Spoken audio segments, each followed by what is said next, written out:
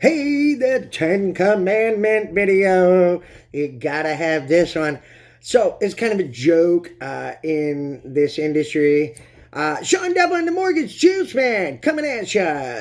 Join us in creating excitement, juice. So you're in process, right? So there's some 10 commandments that I need you to follow, okay? Because this stuff happens for real, okay? So very simple. I'm going to go over them. I'm going to post them in the video as well, so you can see them. Okay, this is somewhat of a joke in the industry, but it happens. So, promise me, you will not have any of these take place on your loan. Number one, thou shalt not change jobs. Okay, become self-employed. Go from W-2 to 1099, okay?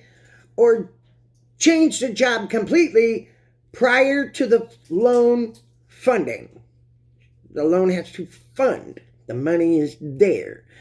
So the day after your loan funds, whether a purchase or a refi, I could care less. I don't care. Before that, in our 30-day process, thou shalt not change jobs. Okay? Thou shalt not buy a car or a truck or any other vehicle that incurs a liability without running it by me. I'm your mortgage nerd mathematician. And so, based on the loan in the loan approval, I have it set up with a certain debt to income ratio based on the things that were on your credit report. If you add another liability, that could screw things up. And if this is a purchase, you could be living in that new car and not in a house. So keep that in mind. Thou shalt not change jobs. Thou shalt not buy a new car. Self-explanatory. Thou shalt not use credit cards excessively. Okay, or allow accounts to fall behind. Okay, so the idea behind this, and again, the 30% rule, I will definitely identify with you. Again, if we did not go over all of the debts on your credit report, call me. We can go over it. I do give a professional credit analysis to all of my clients. And one of the best pieces of advice to help you drive your credit score is to actually revolve 30% or less compared to an available line on a credit card. That's when Equifax, Experian, and TransUnion mark your score up. They see that you're managing debt. That's how you actually have to play the game a little bit.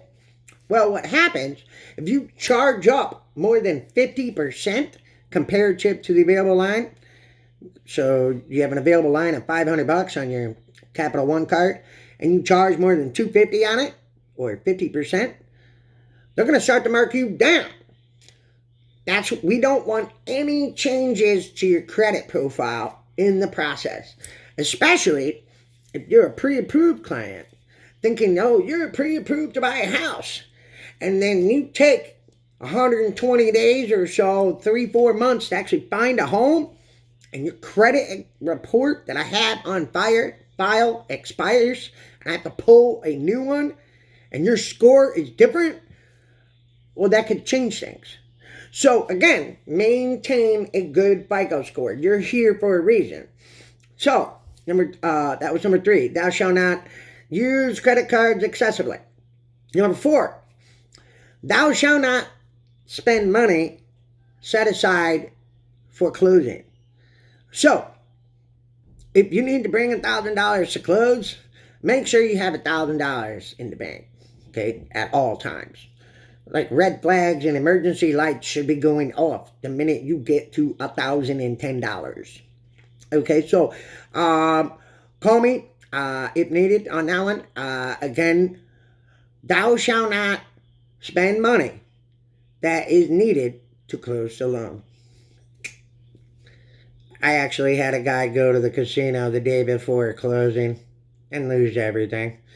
So, number 5, thou shalt not omit debts and or liabilities from the loan application. So yes, I receive certain things on the credit report. However, if there is additional debts or liabilities that I have not identified, that you're thinking in the back of your head, oh man, I forgot to tell Sean, odds are my underwriter is going to find out in this process, and it can mess things up. So, if you have any private land contracts you forgot to tell me about, or there is a liability for child support or alimony that we did not include in the debt to income calculation, that could change things. Keep that in mind. All right. Number 6, thou shalt not buy any furniture. Nothing. If you're buying a house, you cannot buy nothing for that house until you close. Do not spend any money. Do not become emotionally attached to the house that you think you're buying in the process of buying the house. I know it sounds silly, but try your best to not get emotionally attached until the money is there. Okay, thou shalt not originate any inquiries to your credit report. This happens where people go to Kohl's and then while in line, they're asked, hey, would you like to save 20% on your Kohl's purchase by signing up for a credit card today?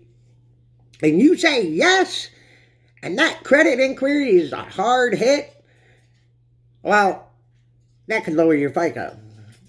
Keep in mind, I have everything to underwrite still. We are not done. That's why you're listening to this video now. Okay? So, number 8. Thou shalt not make large deposits into checking or savings without checking with me, the mortgage yes man, right?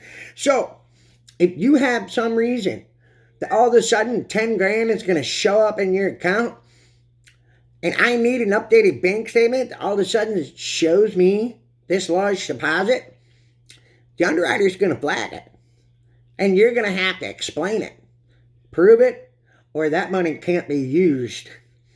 So remember, all the lending laws are designed so terrorists and drug dealers can't buy houses. That's exactly what it's centered around. So all money must be verified. If you need to sell a car, sell a diamond, sell something, and you need that cash to close, there may be a way that we have a conversation and we trail it the correct way and we can use that. Okay? There may be a way that can't work out. It all depends on what you're selling, how much it's for, and what the Kelley Blue Book is on that value, right? So, can't sell something arbitrarily worth $1,000 for $10,000 and then seem to provide backup proof for it. It's not going to work. So, the item would have to be worth that amount. Okay. Thou shalt not change bank accounts. So, wow. I have a couple of tricks up my sleeve, whether it's starting a bank account, whether it's already being an existing past client. There are certain ways for me to eliminate closing costs for you. Number 9, don't make any major changes. It kind of coincides with number 8, especially with banks and money. Number 10, and final one, thou shalt not co-sign for anything.